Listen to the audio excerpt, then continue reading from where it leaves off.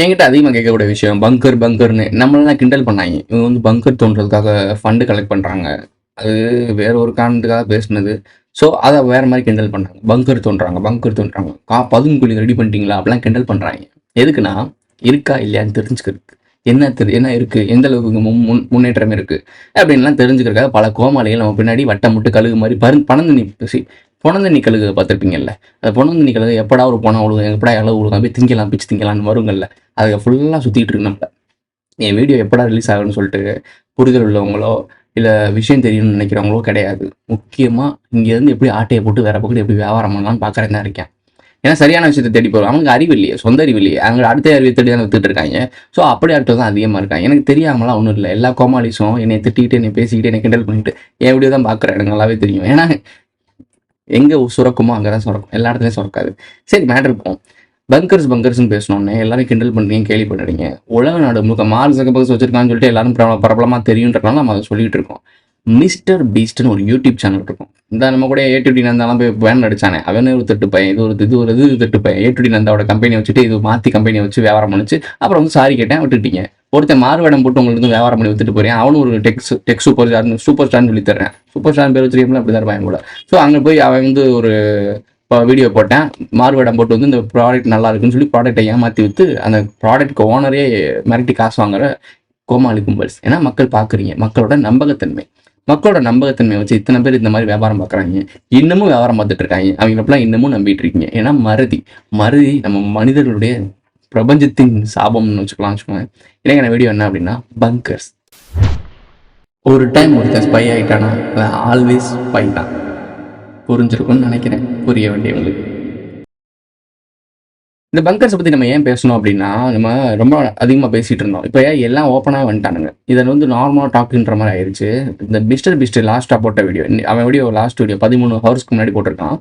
அந்த வீடியோ நீங்கள் நோட் பண்ணி பார்த்தீங்கன்னா ஃபுல் பங்கர்ஸ் 1 மில்லியன்லேருந்து ட்ரில்லியன் வரைக்கும் மிகப்பெரிய பிரம்மாண்டமான பங்கர்ஸை பற்றி எக்ஸ்பிளைன் பண்ணியிருக்கான். ரொம்ப அழகாக சூப்பராக எக்ஸ்பிளைன் பண்ணியிருக்கான். அது டூர் மாதிரி பண்ணியிருக்கான். விளாக் பண்ணுவோம்ல, நம்மளாம் விளாக் பண்ணோம்னா ஏதோ ஒரு மலைக்கோ காட்டுக்கோ காட்டுக்குள்ளேயோ போய் எதாவது பண்ணுறோம். இவங்கெல்லாம் விளாக் பண்ணுறது ஈஜிப்டில் யாரும் போகாத இடத்துக்குள்ளே போவான்.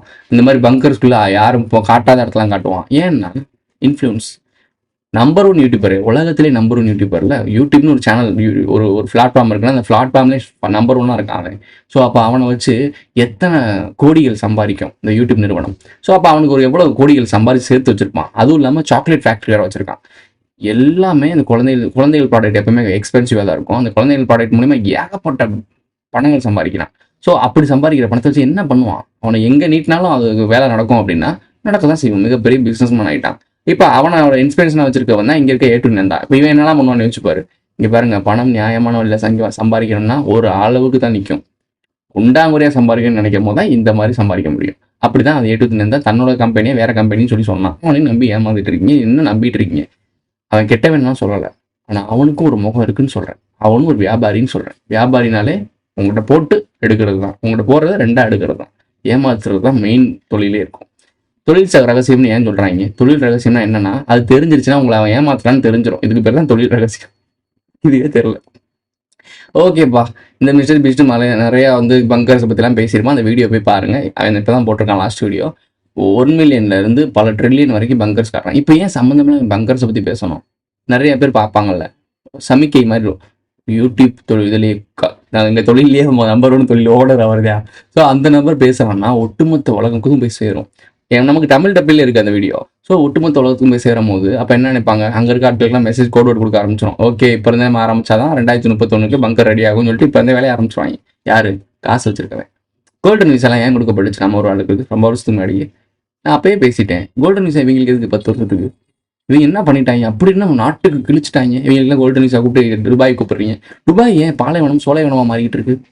இங்கே இருக்க சோலைவனம் ஏன் பாலைவனமாக மாறிக்கிட்டு இருக்கு? மலைகள்லாம் ஏன் கொண்டு வெட்டி கடைசுறாங்க? திங்க் பண்ண மாட்டேன். ஓகே, டி சீரிஸ்னு ஒரு யூடியூப் சேனல் இருக்குது. அதே மாதிரி மிஸ்டர் பீஸ்ட், இவங்க 2 பேருக்குள்ள தான் சப்ஸ்கிரைப் கவுண்டு போர் போச்சு. அதுக்கு இவங்க 2 வீடியோ போடுறாங்க.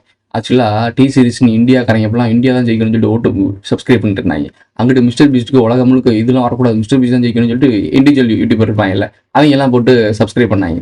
ஆக்சுவலாக கோமாளி ஆகுறது என்னன்னா நீங்கள் 2 பேர் தான், மக்கள் தான். இந்தியா இந்தியான்னு சொல்லிட்டு ஒரு பேரில் டி சீரிஸுக்கு சப்போர்ட் பண்ணீங்க. அங்கிட்டு மிஸ்டர் பீஸ்ட் இண்டிவிஜுவல் கிரியேட்டர்னு சொல்லிட்டு உலகம் முழுக்க இருக்க யங்ஸ்டர்ஸ்லாம் பண்ணானுங்க. மேட்டர் என்னன்னா, ஏமாற்றப்பட்டது, கோமாளியாக்கப்பட்டது நீயும் நானும் தான். ஏன்னா இவங்க 2 பேரும் சேர்ந்து ஓட்டு போட்டு நான் உனக்கு சப்ஸ்கிரைப் பண்ணுறேன், நீ எனக்கு சப்ஸ்கிரைப் பண்ணி முடிச்சு விட்டாய். இதுக்கு பேர் தான் தொழில் ரகசியமாயாச்சாமி அப்படின்ற மாதிரி. இப்போ எல்லாமே பிஸ்னஸ்ன்னு உங்களுக்கு தெரியுதா? இதெல்லாம் யோசிக்காம, இதெல்லாம் பேசாம இந்த பாவனா வந்து அவர் பேர் யோகி பாபுவை இரிட்டேட் பண்ணிட்டாங்களாம். ஏன்டா அவங்க 2 பேர் படத்தில் நடிக்கிறாங்க, ஒரு மீடியாக்குள்ளே இருக்காங்க, அவங்க பேசுவாங்க, பேச மாட்டாங்க, திட்டுவாங்க, திட்ட மாட்டாங்க, கழுவி ஊற்றுவாங்க, என்னமோ பண்ணிட்டு போகிறாங்க. அது அவங்க பிரச்சனை. இது அவங்க இப்படி பேசிட்டாங்க, அப்படி பேசிட்டாங்க, இதெல்லாம் ஒரு மேனஸ் இல்லையா, அது இல்லையான்றாங்க. ஏன்டா ஒரு நம்ம தமிழ்நாட்டில் மக்களுக்கு சேவை செய்கிற ஒரு இயக்கம், மக்களுக்கு சேவை செய்கிற ஒரு பொறுப்பில் இருக்கக்கூடிய ஆட்களே ஓசி பஸ், நான் ஓசியில் தானே வரீங்க அப்படிலாம் கேட்டு போனாங்க. அதையே கடந்து போயிட்டோம்.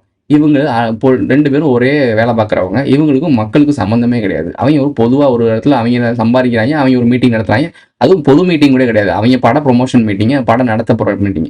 இதை பேசிக்கிட்டு யோகி பாபுக்கு சப்போர்ட் பண்ணிட்டு வீடியோ கொடுத்துட்றாங்க. எனக்கு புரியலடி, நீங்கள் யாரா நீங்களாம்? நாட்டில் எது எதுக்கு பேசணுமோ, எது எது முக்கியமான விஷயமோ அதை பற்றி பேசவே மாட்றாங்க. ஏன்னா வியூஸ் போகாது. எது தேவையில்லாத விஷயத்த பேசுறியோ வியூஸ் போகும், காசு வரும். இது எல்லாமே தெரிஞ்சு நான் அதை பேசுகிறேன்னா நான் முட்டாளா இல்லையான்றதை மட்டும் நீங்கள் கமெண்ட்டில் சொல்லிட்டு போங்க, நான் தெரிஞ்சுக்கிறேன். உக்ரைனுக்கு டீசல் சப்ளை பண்ணுது இந்தியா. அமெரிக்கா என்ன பண்ணுச்சு? உக்ரைனுக்கு சப்போர்ட் பண்ணுது, ரஷ்யாவுக்கு எதிராக உக்ரைனு தூண்டி விடுது, ஃபண்டு பண்ணுது, எல்லாமே கொடுக்குது. ஆனால் இந்தியாவுக்கு மேலேயும் வரி போட்டுச்சு. ரஷ்யாட்டிருந்து இந்தியா டீசல் வாங்கி அதை பியூரிஃபை பண்ணி இந்த பக்கத்து 15% உக்ரைனுக்கு அனுப்புது. அப்படின்னா ரஷ்யாவை தான் நீ அடிக்கிற, உக்ரைன் வந்து ரஷ்யாவை தான் அடிக்குது. ரஷ்யா அடிச்சுக்கிட்டு அவன் பொருளை வாங்கியே வியாபாரம் பண்ணிட்டு இருக்கேன்னா யார் அடிங்களா? அதுக்கு புரோக்கர் வேலை பார்க்கறது நம்ம இந்தியா. இப்போ ரஷ்யாட்டிருந்து நேரடியாக வாங்கினா என்னடா நீங்கள் சண்டை போடுறீங்க, ட்ரேடிங் பண்ணிட்டு இருக்கீங்க, எங்களை ஏமாத்துறீங்கடா கேட்டுருங்கல்ல. அதனால இந்தியா மாதிரி ஒரு நாடை பிடிச்சிக்கிட்டு ரஷ்யாவிலேருந்து இந்தியா கொடு, இந்தியாவிலேருந்து அப்படியே இப்போ பியூரிஃபை பண்ணி உக்ரைன் கொடு. இப்போ மேட்ரு என்னன்னா, முட்டாளாகிறது உலக நாட்டு மக்கள்னா ஐயோ அடிச்சுக்கிறாங்க பிரிச்சு விடுங்களான்னா இந்த படம் மாதிரி சிவகார்த்திகேயன் படம் வருத்தப்படாத வாலிப சமம் இப்படி அப்படி அடிச்சுக்கலாம், நம்மளாம் தடுப்புன்ற தைரியத்திலேயே சண்டையே போடுறாங்க அப்படின்ற மாதிரி. பேசாம உட்காரப்பா, விலைக்கோட ஆள் இருக்கிற தைரியத்துல தான் 2 பேரும் இப்படி மாலு கட்டுறாங்க. பேசாம உட்காந்து வேடிக்கை மட்டும் பாரு. உலக மக்களுக்குலாம் பதட்டத்தில் இருக்காங்க, உக்ரைனும் ரஷ்யாவும் சண்டை போடுது, உலக போர் வந்துருமோ பயந்துட்டு இருக்காங்க.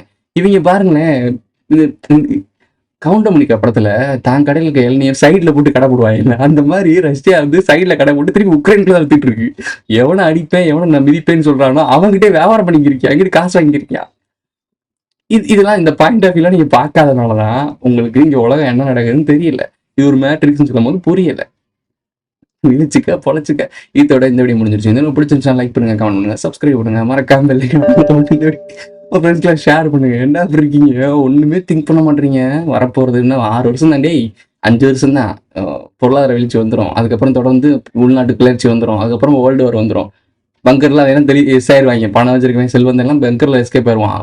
பஞ்ச பராதே தெரியல, நீ நான் அடிச்சுக்கிட்டு துண்டை கட்டிட்டு ஓடணும். இவ்வளவு வீடு கட்டணும், கார் வாங்கணும், ஓடி தெரியல. இந்த சீமா பாரிசாலாம் நான் புது இயக்கம் உருவாக்குறேன், எல்லாம் மூட்டை முடிச்சு கட்டி ஓடன்றே ரெடி ஆயிக்க.